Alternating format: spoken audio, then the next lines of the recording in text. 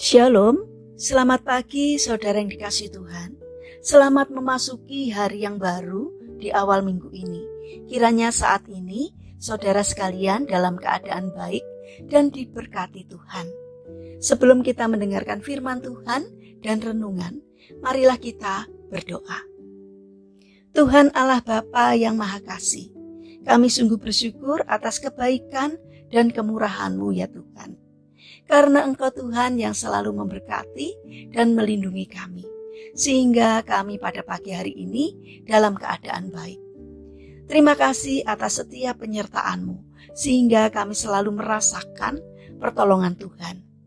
Jika saat ini kami akan mendengarkan firman-Mu, urapilah kami dengan Roh Kudus-Mu, agar kami dapat mengerti dan mempunyai pemahaman yang benar akan apa yang Tuhan sampaikan kepada kami melalui firman-Mu.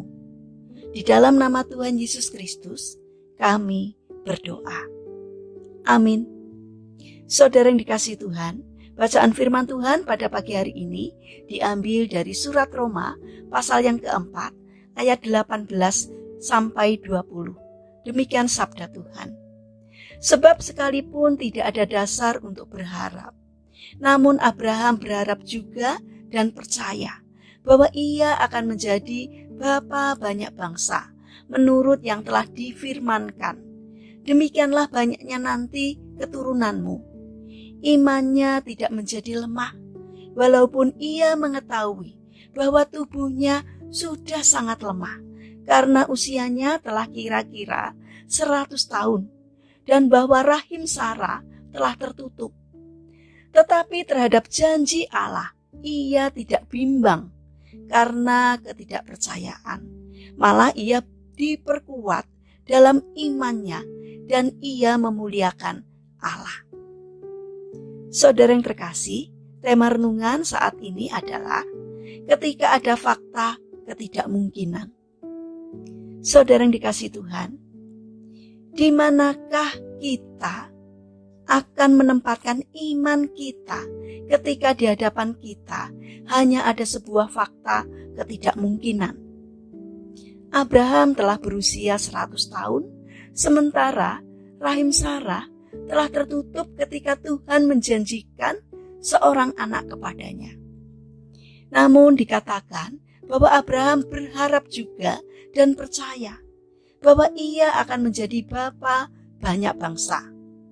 Hal ini diperhitungkan oleh Tuhan kepadanya sebagai kebenaran. Demikianlah Tuhan menerima bukti dari imannya dalam sebuah kemustahilan hidup. Saudara yang dikasihi Tuhan, apa yang dihadapi Abraham tidak berbeda dengan situasi kehidupan kita, di mana iman dan fakta hidup berada di dua belahan dunia yang berlainan. Kehidupan kita sehari-hari dipenuhi dengan perkara-perkara yang membuat kita melihat sebuah kemustahilan. Kita diperhadapkan pada situasi yang sulit untuk memilih antara mempercayai sesuatu yang belum kita lihat dengan mata iman atau pasrah pada apa yang ada di hadapan mata jasmani kita. Sakit yang tidak kunjung sembuh, persoalan yang tidak memiliki jalan keluar, kondisi kehidupan yang semakin memburuk, ketidakberdayaan kita menghadapi tekanan hidup, dapat menina-bobokkan iman kita tanpa perlawanan. Saudara yang terkasih, Abraham tidak menyerah kepada kondisi yang ada saat itu, melainkan ia bangkit untuk mengadakan perlawanan, sekalipun tidak ada dasar untuk berharap. Namun Abraham berharap juga dan percaya. Abraham tidak membiarkan usianya menjadi kendala kehidupan imannya, melainkan ia menajamkan imannya dengan meyakini kuasa Tuhan yang sanggup melaksanakan apa yang telah dijanjikannya. Janji Tuhan menjadi motor yang menggerakkan imannya kepada kuasa Tuhan. Saudara yang terkasih, Janji Tuhan harus berada di barisan depan iman kita. Karena tanpa janji Tuhan, Laut Merah tidak akan terbelah. Gunung batu tidak akan memancarkan air. Tidak ada sejarah kemenangan atas Kanaan. Apapun situasi kehidupan yang menjerat kita saat ini, kita harus menggenggam janji Tuhan. Janji Tuhan harus ada di pikiran kita yang terfokus kepada Tuhan dan tertanam di dalam jiwa kita yang akan melahirkan kekuatan untuk bertahan serta dekat di bibir kita untuk diucapkan sehingga rintangan yang menghadapi kita bisa dikalahkan. Saudara yang terkasih, ketika kita mengerti bagaimana menjalani hari-hari hidup kita yang berlandaskan kepada janji Tuhan, maka kemustahilan hidup hanyalah menjadi batu asah iman kita saja. Mari kita merefleksikan diri kita atas konsep kebenaran ini dengan sebuah pertanyaan. Sejauh manakah janji Tuhan di dalam firman-Nya berperan dalam keseharian hidup kita?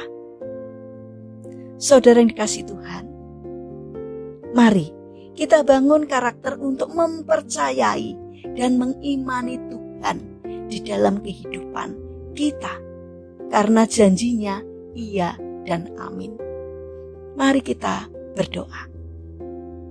Tuhan Yesus yang baik, kami bersyukur atas janji-janji-Mu bagi diri kami. Dan kami mau hidup berdasarkan janji-janji-Mu itu, sehingga kami tidak jatuh terkapar. Tuhan, saat ini kami berdoa untuk saudara-saudara kami yang mengalami duka cita. Kiranya Tuhan memberikan penghiburan, memberikan kekuatan, Tuhan memulihkan. Bagi yang sakit atau lemah fisik, kami memohon belas kasih dan kemurahan-Mu. Kiranya Tuhan memberkati setiap upaya yang dilakukan, sehingga Tuhan berkenan untuk menjamah dan menyembuhkannya. Kami juga mendoakan bagi saudara-saudara kami yang mengalami kesulitan hidup. Kiranya Tuhan membimbing mereka sehingga mereka mampu menemukan jalan keluar.